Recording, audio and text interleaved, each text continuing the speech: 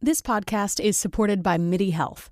Are you in midlife, feeling dismissed, unheard, or just plain tired of the old healthcare system? You're not alone. For too long, women's serious midlife health issues have been trivialized, ignored, and met with a just deal with it attitude. Many of us have been made to feel ashamed or forgotten. In fact, even today, 75% of women seeking care for menopause and perimenopause issues are left entirely untreated. But here's the powerful truth. It's time for a change. It's time for MIDI. MIDI is not just a healthcare provider. It's a women's telehealth clinic founded and supported by world-class leaders in women's health. What sets MIDI apart? We are the only women's telehealth brand covered by major insurance companies, making high-quality, expert care accessible and affordable for all women everywhere. Our clinicians provide one-on-one, face-to-face consultations where they truly listen to your unique needs. We offer a full range of holistic, data-driven solutions, from hormonal therapies and weight loss protocols to lifestyle coaching and preventive health guidance. This isn't a one-size-fits-all care. This is care uniquely tailored for you. At MIDI, you will join our patients who feel seen, heard, and prioritized. You will find that our mission is clear: to help all women thrive in midlife, giving them access to the health care they deserve. Because we believe midlife isn't the middle at all. It's just the beginning of your second act. Ready to feel your best and write your second act script? Visit joinmidi.com today to book your personalized, insurance-covered virtual visit. That's joinmidi.com.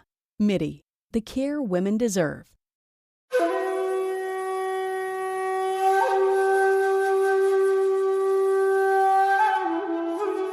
If you've struggled with stress, balance, or burnout, and simply feel discouraged or even defeated, and if you're ready to move from force to flow and enjoy ultimate Zen success in your career, health, or relationships, then the Zen Success Show is for you. Your host, Carissa Sims, is an entrepreneur, corporate consultant, best-selling author, meditation teacher, and healer who has found her own Zen success. Here's your host, Carissa Sims.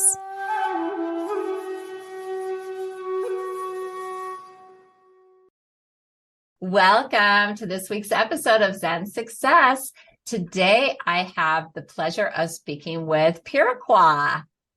Let me tell you a little bit about her. She is an international recording star, renowned wisdom teacher, accomplished shaman, master of multicultural music from jazz to Indian classic to a sound uniquely her own.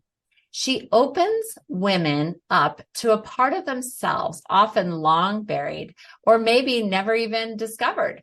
She is committed to helping women experience a true, deep love of themselves. She is called by one name, Peruquois. She's a phenomenon in herself, bringing forth an extraordinary healing sound that is part of singing in a range never heard before on the planet. Wow, I'm so excited. Part multidimensional healing, part evoking the feminine goddess within all women, Peruquois stands all alone. She is the world leader in applied spirituality for women. Welcome, Peruquois. Clarissa, thank you for having me on the show. Very happy to meet you. Very happy to meet your audience.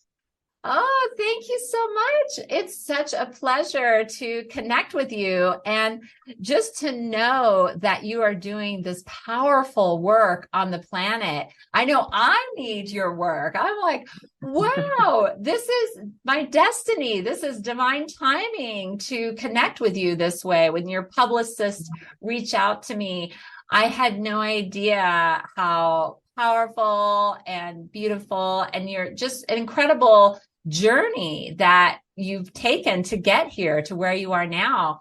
So tell me where you're calling from today. So I am calling from the south of Russia. Okay. Wonderful. What's the name of the town you're in?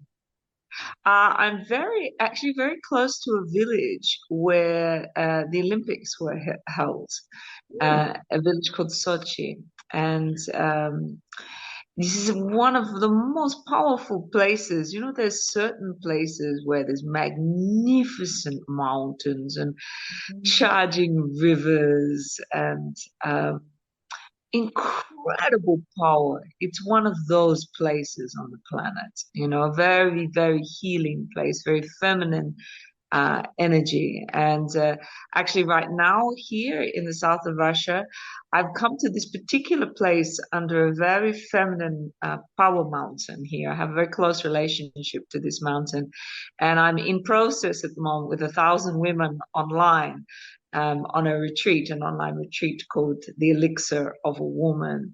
So helping women over 7 days transform. So I'm kind of in the middle of this process. And I get to speak to you. Oh my God, that's amazing. So we get to have that energy.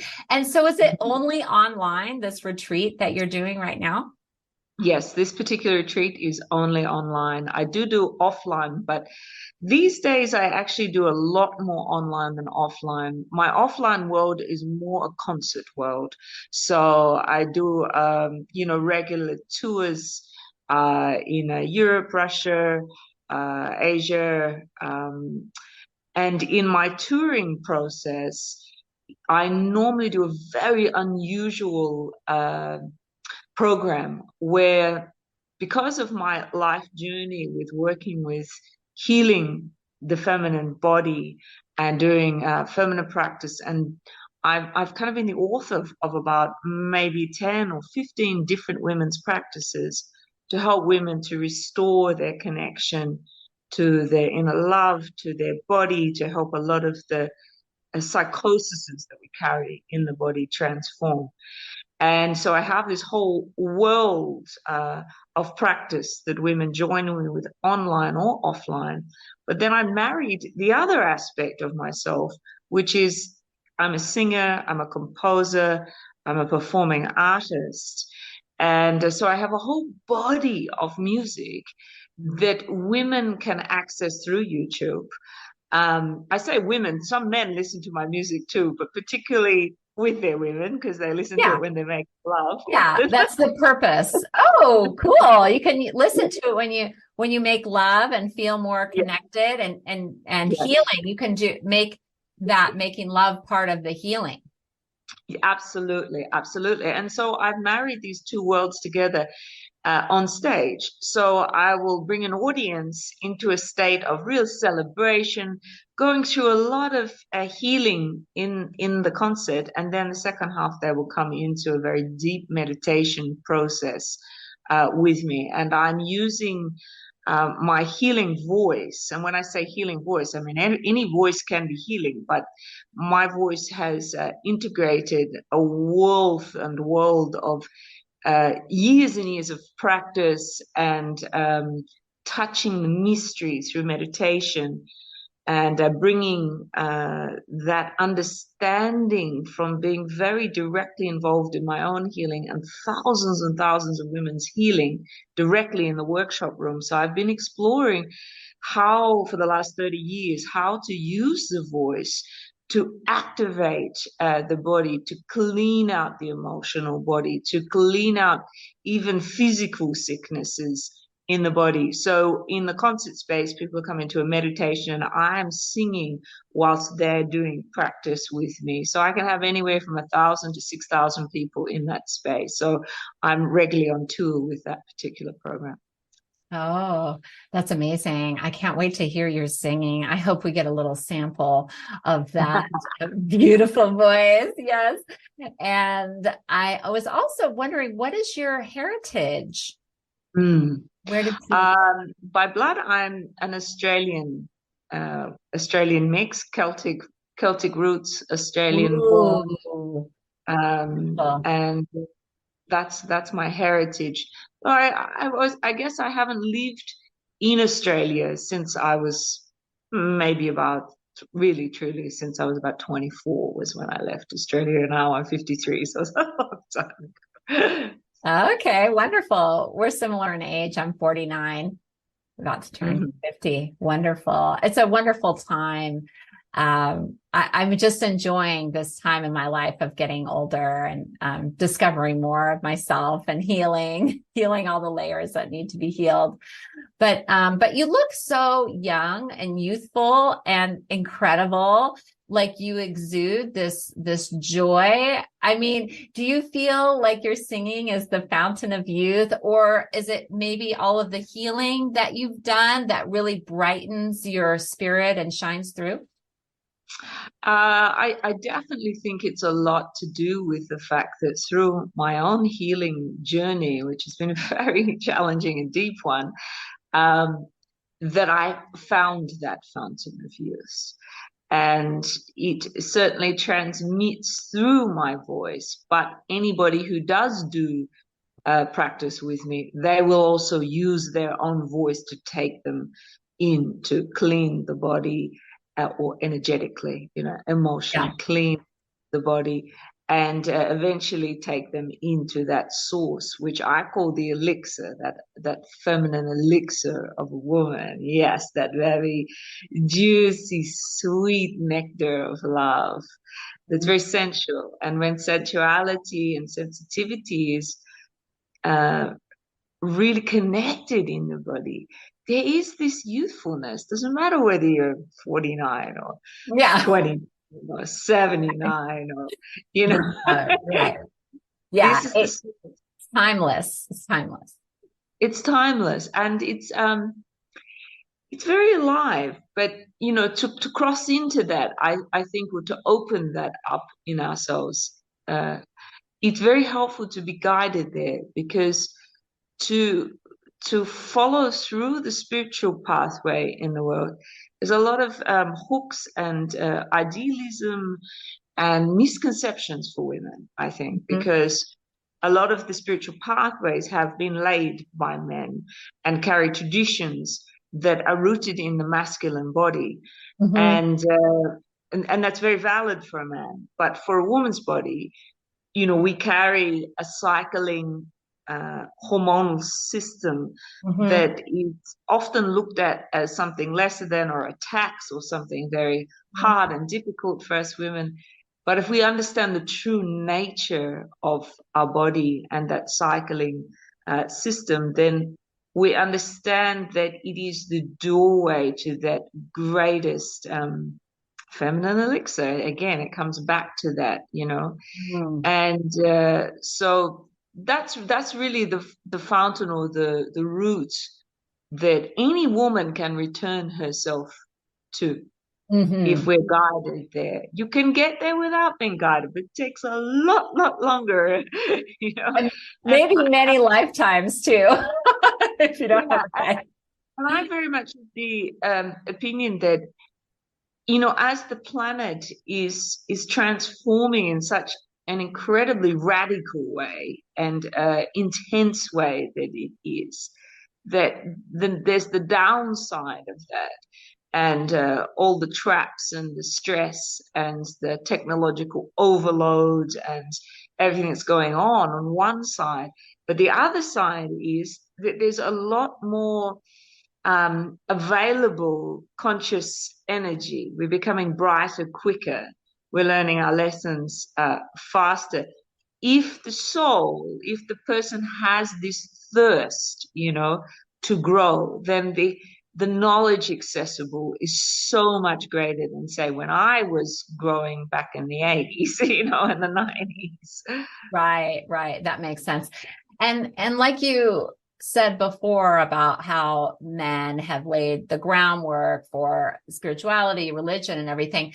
And I also wanted to mention, I feel like in our DNA, in our heritage, there is that lineage of high priestess, of these rituals, of these beautiful practices that have been hidden over time because of fear, hidden by the men, like obviously the witch trials and all of that, out of fear of our own incredible feminine power that can transcend all of that, any religion, any spirituality. So yeah, and I feel like that is like, we're becoming, like you said, as we're evolving, people are accepting that more and just like standing back. Okay, let the women lead. And I just feel like it's such a powerful time to be alive. Absolutely. It feels like a privilege to be alive right now. I mean, I feel like for myself, the journey I was on when I was 23, I was I was kind of, how to say, propelled into a massive life change. I was a young jazz singer at that time, and I got absolutely woken up from just deep suffering and a deep ambitious drive that led me to almost that suicidal state, to Oh, say, really? hey, yeah, hey, what's wrong with me? How am I losing myself whilst I'm actually following my dream? You know? Yeah, that is so interesting, because it's like you think this is your dream, but your destiny was calling for something so much greater for humanity. Yeah, yeah, exactly. And it was waking up to that was painful. But once I woke up, it was really a sense of coming home, because what I fell into when I started to ask that real question, where am I going wrong because I'm not happy? You know, where have I lost my way because success has not made me happy, you know? And Out asking of that real, curiosity, were you in a relationship at that time, a romantic relationship, or no? no, I wasn't. Mhm. I had come out of one some months before that, maybe a year before that, but no, I was not in relationship at that time. but but I fell into this extraordinary relationship, which I would say is one of, well, perhaps the most profound relationship of my life. And I fell totally into this connection with the earth spirit, with that feminine Oh, principle. And it was such an extraordinary awakening I went through at 23, when I fell into the feeling, the resonance, the vibration as a singer at the time, singing myself into, let's say, the vibration of the earth, and realizing that coming up through the earth was this fundamental principle of love, nurturing everything. And when I realized that, suddenly my body made sense to me. Suddenly my life made sense to me. Suddenly my purpose made sense to me. And that was when I realized that I was here to serve this feminine principle, you know, this life-giving principle, and say, okay, well, how do I sing for you so that other people can wake up too and realize that we've been kind of uprooted from our original source connection to our mother planet, and to that bigger principle of the feminine soul, let's say, or the cosmic, you know, the cosmic feminine. And although it sounds like I'm very feminine oriented, I'm not, because if we look at the way that this universe works, it's perfect balance between masculine and feminine principle. And she is totally in love with him, and he's totally in love with her. And without that sun and the earth, you know, the light and the dark and the he and the she principles totally working together, we just wouldn't have life, you know. And so it sounds like I'm very like feministic. I'm not at all, because I realize that this feminine principle lives inside of woman, it lives inside of man. And thank you for when saying. Mhm. yeah, when woman disconnects from it, she becomes so much more masculine that she starts to lose connection and trust in love, in life. She doesn't love her body. And when a man loses connection to it, he becomes so driven and so mental and disconnected from the knowing of his heart and his trust in love. So without feminine energy being at the center of the body, we have a very uprooted planet, you know, of human beings. Yeah, absolutely. It's like we need that masculine in our own lives. It's like a dance. But also we need that divine masculine to help us. It's like that yin and yang, that giving, receiving, to help us just like open up like a flower. I know that I absolutely need that in my life for sure. Definitely. I can totally attest to that, because when I had that realization, I would say that the next step was that masculine energy came into my life in the form of a Native American medicine man. And Oh, interesting. yeah. And I ended up becoming his wife, and Oh, wow. for 11 years and had a child with him. That's And it a was long part of time. 11 years. That's a significant part of your life. Yeah. yeah, it was. I was till 24 till about 33. And it was a huge transformation, because it was the first time in my life that a very mature man totally saw me and loved me, Yes. and also stripped off a lot of really ugly, ambitious, egoic layers that I had Ah, before. yeah. How old was he, just out of curiosity, when you were He was 24? 50. He was I was 50. 20, yeah, I was 24. He was 50. So Okay. it's a huge age gap. Yeah. And And you knew he was married to other people, and you had to meet the wives first to get approval, or? yes, it was that he carried a vision that he would have 7 wives, and that he would help each one of those women become, the fullest, most powerful women that they could be, and so that was his calling, if you like. So it was a very difficult calling, and it was a very difficult calling to be part of that calling. But you could see the original root of the calling was to serve life and to help wake myself up and help wake other people up. So he was a part of that waking up. And once that 11-year journey was done, it was done, and life moved me on. And just staying with that principle that when a man really loves a woman, she becomes more bright, more beautiful. I have an amazing husband. In my life, we're married together for 12 years, and we co-create everything that we do. So all my courses, he helps co-create. My concerts, he helps to manifest. And we've very much, that masculine, feminine principle, just loving each other through daily life, through the simplicity of just daily life. We know each other really well. We're very easy to be together.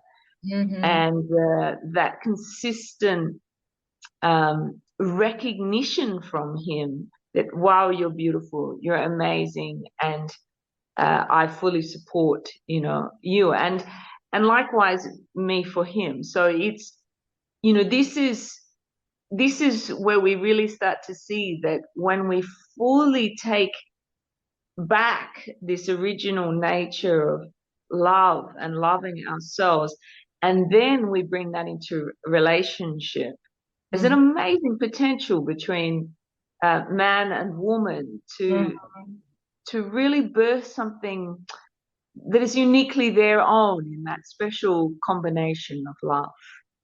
Yeah. And I feel like I'm going to probe you a little bit. I feel like you were about to say something. I feel about like how he was saying, well, you're beautiful and you're amazing and you have so many talents. There's something more. Is there something more that you wanted to say that he sees in you? I very much, when he says you're beautiful, it doesn't just mean I'm physically beautiful. He sees the essence of what this woman is, and he says that this is my love and my care to make sure that gets birthed into the world properly. Yeah, that so moved me. I'm crying right now. Oh, It's such a beautiful, thank you. It's such a beautiful, like unconditional love, like divine. It's like divine love, it's truly like no attachments, and just like supporting each other and feeling. And I also feel is a very interesting thing, actually, because many people say, "Oh, I want to meet my soulmate," right? Which means generally that your souls have been together, and it's a Yeah. reconnection of the soul, reconnection of the soul throughout this space-time continuum. But we actually made a conscious decision, and particularly my husband, he said, "I want to be with a woman where there's no past, where total clean love just for each other's soul now." And that's how it is. So there's not all these memories of, I definitely had that with the first husband, with the medicine man, a lot of that. And I know that kind of karmic love. It's very dramatic, actually. It tends to spin around very deep past experience together, and you trigger each other a lot, But no, my love with this man is very present and not loaded in past, and that's a great pleasure. Oh, wonderful. Amazing. That's so wonderful and interesting that he had that insight to have that intention, to Why not. did he have that insight? Because, I mean, obviously he attracted a powerful woman to him, right? So that suggests that he has some special quality. Well, when I met him, he was surrounded by powerful women, and all of them were Russian women, but he was surrounded by powerful women, all teachers and things. And they all loaded him with, "I remember you when, in a past life." Oh my gosh. Oh gosh, how interesting. Interesting. And he realized that that's really traumatic, when people unload the past memories on each other. It's not it's not fun, that's for sure. It's very traumatic. So he said, "Okay, I'm done with that story." And that's interesting. I know.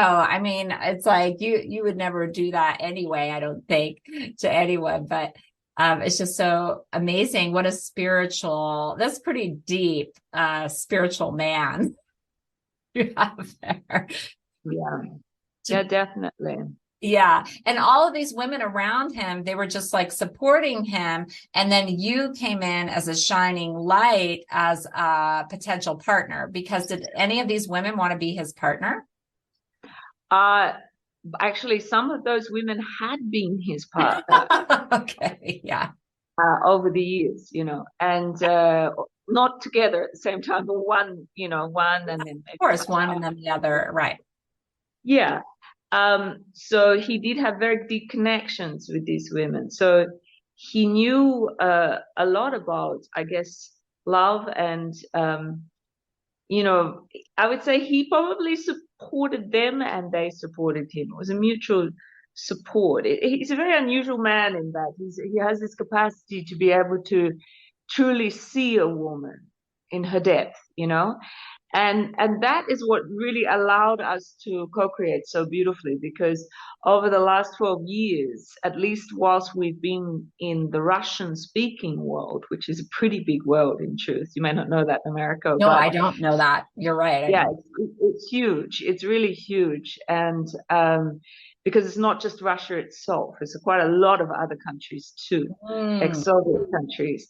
And so my husband's translated me from English to Russian every workshop we've done. So he's literally one man, often with 300 women, 1,000 women, in the room. So he's Russian. And he's Russian. Yeah. And you met him. How did you meet? I met him in one of those very unusual places on the planet. It was in India. And there's one place that used to be very much a meeting place for people doing a lot of spiritual practices on the west coast of India, Arambol in Goa. And Goa is a popular place. I've never been there. I've been to India, but not to Goa. Right. Yeah. It's kind of this place outside of India almost. It's attractive. Its own world. There's certain places, that attract a practicing spiritual community. Bali's one of them. Goa is one of them. There's places in Brazil, Costa Rica, where there are these kind of communities that gather together and spend time together from all walks of life, not knowing each other, not with a particular spiritual focus, but exploratarians really of life. Yeah. Yeah, that's amazing. So let's go back. Thank you for sharing, by the way. Such a personal story. I just love hearing the love story that you share with him. And, and I want to go back to you and your healing. So why is a voice a powerful medium for healing? Okay, so I mean, by nature, the body is vibrational. And, as we start to get more understanding in quantum physics, we're still in baby steps, but, we start to understand that, we are vibrational and everything is vibrational. Yes. But the voice, your voice is it's really the bridge between the soul and the body. So it makes a link between that which you cannot see, but is the biggest part of you, or the formless part of you, and that which is the form, which is the body. And the voice makes that connection.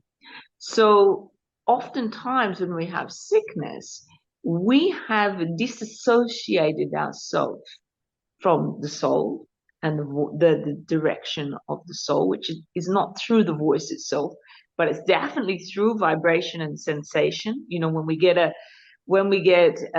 voice of the soul, it normally comes, in goosebumps or tears or, the heart swelling. Oh, that's where I was crying. Yeah. Right. And that's how the soul communicates. But if we're not being listening to the soul, or we go through very traumatic life experiences, they're happening in the body. And often there's a disconnection process to our bigger nature, and we become very small. And often we get a build-up of traumatic experience, and they get locked in different centers in the body according to whatever the experience was. So obviously, if it's a sexual trauma, it gets stuck in the vagina, yoni, womb area for a woman, or penis for a man. Or if we get our heart broken, in love, or betrayed, or we get put down a lot, the heart energy closes. But when we start to use the voice in a very special way, and this is what I've defined as feminine practice, is we use the voice to activate the body so that it starts to get so resonant, the vibration of these centers that are often very tight, very closed, very blocked, traumatized. The voice starts to literally vibrate or shake those centers and becomes the medium to be able to express without words, but just with pure sound, all that could not be expressed often in a traumatic situation. So, for example, here's a classic case. When a woman's raped, normally she is silenced in the process. She's either strangled. Yeah. Sorry? That happened to me. Yes. Yeah. Yeah. Yes, I'm sorry. And so many women. Yes, and so many women. No, I know. And it was and I was, because I was roofied. So I was totally out, and I woke up to it happening. So that's how it happened to me. Yeah. I was totally out. Yeah. Wow. Yeah. Wow. I too, I lost my virginity through being raped when I was 18. And it was somebody that I was in total trust of, almost a father figure, an uncle, like an uncle figure. But in those situations, we are silenced, because normally we go into so much shock that that the body is being violated, that we don't know how to handle it. And immediately there's a combination of fear and shame. And this silences us. So the voice that would normally rage or scream, it gets silenced in this fear lock, and it's like a a noose or a chain, around the throat. So Mm-hmm. then we see a long-term effect of that if that energy is not healed, where the voice of our will gets silenced. Mm. And so then the sexual center gets very closed. We say, oh, I don't feel much, because it's such a trauma and we feel so unsafe in the body that unconsciously we can make a decision to, it's not safe, so I don't want to feel that. So when we reconnect the voice, the actual, the vocal cords, they actually mirror in a woman's body. They mirror the vagina, they mirror the cervix, they mirror the shape. And Wow, that is so incredible. yeah, so when a woman starts to open up her mouth, it's like opening up her vagina, and then she can release that stuck, silenced voice that did not get to express itself in the moment. And Mm. normally, with that process is sometimes the voice becomes very loud. It can become very powerful, as a deep rage can come out, or deep anger can come out. But when she reclaims that voice, then with it comes out all that emotion. And then there's space. There's space in she Mm. starts to feel again more her sexual energy, and she starts to trust more her womanly connection, intuition, to life, sexuality, when to say yes to a man, when to say no to a man. Yes. And this is an example of how the voice becomes a bridge between the body and the soul, because finally that bigger part of her that could see what was happening but was silenced, Yeah. it joins, the voice reconnects it. And so then we start to see the flow of a healthy field, this vibrational energetic field that flows through the body from the soul, up from the earth through the body. It starts to get restored. Mm-hmm. Yeah, But that's in incredible. one center in the body, I could take you through many Yeah. experiences that I've worked with women. So, for example, heart's another place where, when it closes because it's hurt or abused or whatever it is, but when the heart energy closes and becomes very small, again, we disconnect from that healthy vibrational field of life and the connection to the soul, right? And so when we use the voice, I discovered there's certain frequencies, certain sounds, should I say, that activate that heart center. One of them is ah, ah, Ah, this ah, sound yeah. that's to give the heart permission to vibrate, to open, and opens. And it can actually be physically painful when your heart has been closed for some time, to Mm-hmm. use the voice to open it back up again. And normally with that comes a flood of love, especially when that's the intention of, like, the meditation practice we're working with. But the sound is super important. That person's, Ah, and normally they're working with my voice, particularly if they're working on a course or live, but they've got my voice in it, and they've got their own voice, reconnecting them to that healthy vibration. I see. I see. Now, have you heard of soul language and light language? And do you feel that these sounds are similar to the sound? Because I speak light language, and I'm wondering if some of those vibrations are similar. I've heard of it, but I don't know what those sounds are, so I couldn't say. Oh, okay. Okay. It's interesting. Because they can be really low and and they can be like really high, but also it's another language. So there's like, words spoken and everything, but it can have similar effects on healing, but I haven't ever see how you're so scientific about the healing the heart with a specific sound. I haven't, researched or connected with like the light language and the different sounds associated with different parts of the body or trauma. You know what I mean? Mhm. Yeah, I've definitely been doing the research because scientists started to approach me when they saw me on stage working, in concerts and things.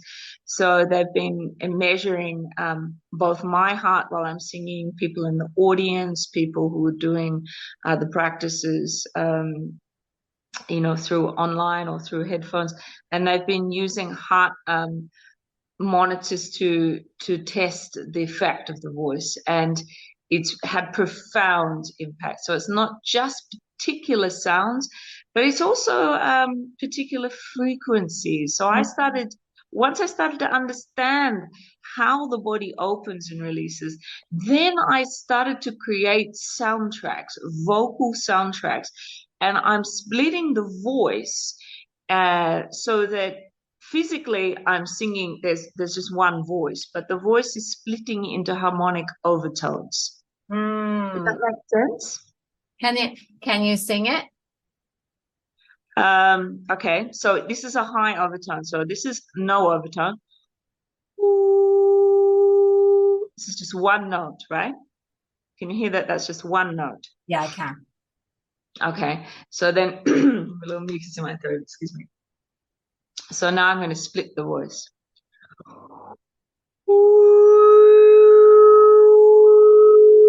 Ah.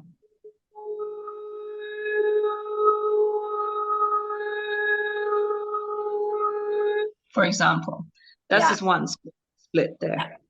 Mm-hmm. Or I might split it, a few times. A little higher, right? And then because of my ability as a singer, then I've created, and a composer, I've created whole soundtracks that open different centers in the body, using the overtones, using, layers of these overtones.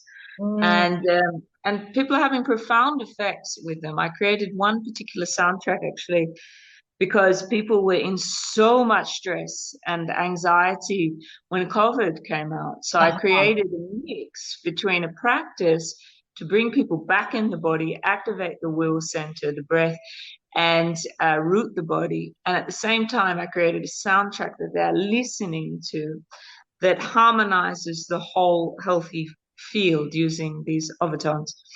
And is that so available on your website? Can people find that? Oh, okay. Yes, they can. From stress and anxiety to inner harmony. It's actually for men or women, that particular practice. It's not a women practice. Yeah. So that's an example of the way that I'm using the voice to, it's like quickly tuning people into the healthy field, because normally when they've gone into stress, anxiety, there's this sense of coming up and leaving the body, or just being above the body, or being totally in the top part of the body, very shallow breath. The will center has almost collapsed, like there's not really anybody governing the body. And so when you bring people back down and then reharmonize the field with the voices, in 15 minutes, you see a radical change. People can come out of panic attacks or whatever, back into the body. Oh my gosh, that's amazing. I just wanted to share something, and I don't know if you and your husband are talking about it, but I really see you helping men. I know your focus is on women, and that is so important. That's number one. But I see you helping men be that powerful, like seeing women, and your husband doing that too. Are you guys doing couple workshops? Have you guys thought of that? Of course, we thought about it for years and years. It's been requested for years and years. Oh, requested already. Oh, yeah. Well, imagine I've been working with thousands of women and they're like, can you please help our men? And I'm like, it's your job to help the men. I'm giving you the tools. Now you go and help them. That's right. That's because it's more empowering that way. So that's right. But just recently, we've been in Bali and we've just filmed 3 courses on really on conscious relationship. And this will be releasing in summertime, actually. So very much. And so we've co-created that. We're both on camera. And so that is coming. Very important work because, I would say one of the greatest challenges on this planet It's not global warming. It's how to live in love and relationship. That's so true. It's so true. That's amazing. I am so excited. I am going to get that course for sure. Good. And some of the way you're talking, I have not researched this or done any courses on this, but it reminds me of Tantra. Mm-hmm. So what do you think about how your healing and voice and connection compares to that, to Tantra? So I would say there's not really any comparison, because I would say that if we talk about Tantra, we talk about the union between the form and the formless. We talk about the union between the masculine and the feminine.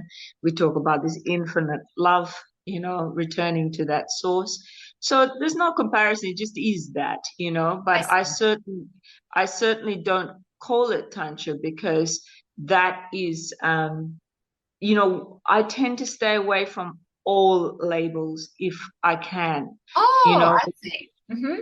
because I'm very much careful about creating spiritual ideology or ideals, philosophical ideals, because Mm-hmm. messy, Mm-hmm. sticky, it's smelly, it's challenging, and we are that as human beings. So my approach is very holistic in that way, but I don't tend to categorize as a this or a that or a this or a that, Yeah, that's And beautiful. I guess a lot, because all of it has also come through direct experience of loving, and being loved. And Mm. sure, I've, had a phenomenal life. I've really lived like 10 lifetimes in one. Yeah. Good So, job. Good job. that makes me very abundant in terms of my life experience that I draw on, to create a pathway for people to return themselves to themselves. Mm-hmm. Mm-hmm. Yeah. And I was wondering about some of your albums, Awaken the Snake, The Womb Mantra, and Mm-hmm. the title track of I Am Not a Good Girl, Wild Mm-hmm. Women. So how can these help us step into our power and be more successful in our lives? Yeah, well, of course, that comes from transforming one of the fundamental viruses that is in woman's body. And she has this condition, and it actually doesn't matter what, nearly all cultures suffer from that. And that is this fundamental belief that she's not enough. Mm-hmm. And No men matter what, have it too. but they have it in a very different way to women. Okay. Because women are the source of the world consumer economy. We consume maybe 70-80% of what the world's, producing. And in terms of women's cosmetics, clothing, Mm. Yeah. technologies. And it's Uh, based on that consumerism is based on that feeling that we all have, right? exactly. It's perpetuated consistently through the marketing world. Touch a woman's sore spot. She's not enough. She's not Uh-huh. young enough. She's not beautiful enough. She's not slim enough. She's not curvy enough. She's just not enough, And this is, it's like a fundamental flaw in woman's body or her psyche, actually. Until she becomes aware of it, she doesn't know what's driving her. And that very much makes her vulnerable to an extremely intelligent and elaborate marketing world, that we live on in the planet, consumeristic world. If we keep women feeling that they're not enough, then they are just going to keep buying and buying and buying and buying. Men, they prod in a different way, in I truth. see. Yeah. But this is the way they prod women, And so restoring this sense of acceptance, of love, and understanding actually she carries this virus inside of her, helps her to be wise enough to start seeing it eating away and it eats away in her thoughts. She's constantly got these voices in her head. They come from her mother, her friends, I don't know, from everywhere, just these consolidated subconscious voices that she took in at some point in her life. It says to her, you're this, you're not that, you'll never be this, or, etc. And when we start to realize who's in our head constantly devaluing us, then we can start to find an antidote to that. The first antidote is to come into meditation through the body and restore a lot of love, to get this original source energy flowing through the body through deep practice of meditation and using the voice to release a lot of those blocks and traumas that keep the body from being its big self, its big nature. And so it's like dealing with this virus almost on a daily level. It's kind of like herpes, so many people have herpes virus in their body of some, but it's whether it's a small amount where it doesn't disturb you, or whether it's causing enormous but subtle sickness. It's like that. And so we can, as women, get that virus down to a minimum because we become conscious of it inside. We create an awareness that we can actually start to see those thoughts and start to turn them around and say, no, actually, this is not my voice. This is not my voice. This is a hijack, this is something else in my head that I have taken on and believed it was my voice, and that's what we get filled up. And that's what eats our confidence. Because as soon as we're in a situation where we are provoked, that voice comes up and starts to eat our ability to totally trust, wow, I've got so much love inside of me. I have strength inside of me. I have power inside of me. I have beauty inside of me. And I trust my listening. I trust my knowing. This is when we're really in a state of harmony. But when we provoke and we haven't dealt with these voices in our head that are then it's like they consume this ability to be able to become big, which we really are. We're very big in our nature, when the body and soul are aligned. So this is part of reclaiming ourselves from those suckers of the world consumeristic mind that is penetrating your phone every second of every day. I was just curious, do you see private clients or do you do in-person retreats? Very, very, very, very, very rarely. Very, very, very. Okay, that's a lot of berries. Okay, so don't reach out to her to do that. She's got her process. She's got her courses. You got to do what she has, do what she offers. So what? That's right. My soul works very good working in big numbers. I'm a big numbers person. I love working one-on-one, through this point of connection. Interviews. Through the phone. I can work very well, but I work best when I'm working in big numbers. I have a capacity to hold a very big field of energy, whether it's online or offline, it doesn't matter. So that is let's say, each of us has a special way that we work, right? Some of us work brilliantly one-on-one.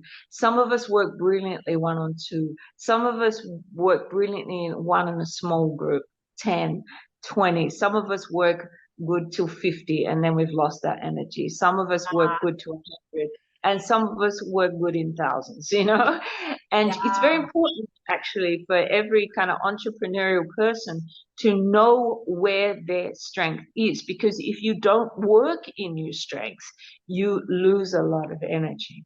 Yeah, that makes sense. What is Zen success to you? I have no idea. Okay. What is it to you? Living your best life. Okay. Okay. Well, it's been such a pleasure getting to know you and hearing about your incredible healing music. Thank you for giving us some samples, and I'll put your website and how to attend your online events and maybe sign up for courses or download her music and albums. So yeah, Peruquois.com. Peruquois.com is where you can find me. Instagram, Peruquois on Instagram. You can find me, and of course on YouTube, I have a lot of music clips, and they're shot in very beautiful places around the world, you'll hear all my compositions there, like, for example, be yourself, don't try to impress, baby, there isn't anybody else quite like you. Don't try to imitate.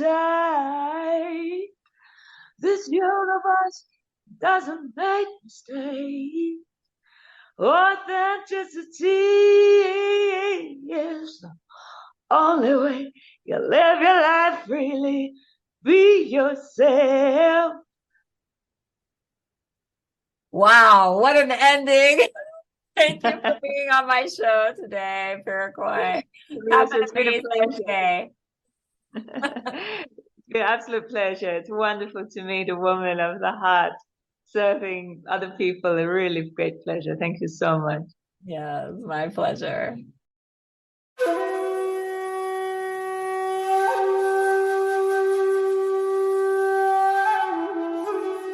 That's it for today's episode of Zen Success. Head on over to iTunes, Google Play, Spotify, or wherever you listen to shows. Zen Success is also available on the radio in select markets through amfm247.com. Subscribe to the show and share with friends.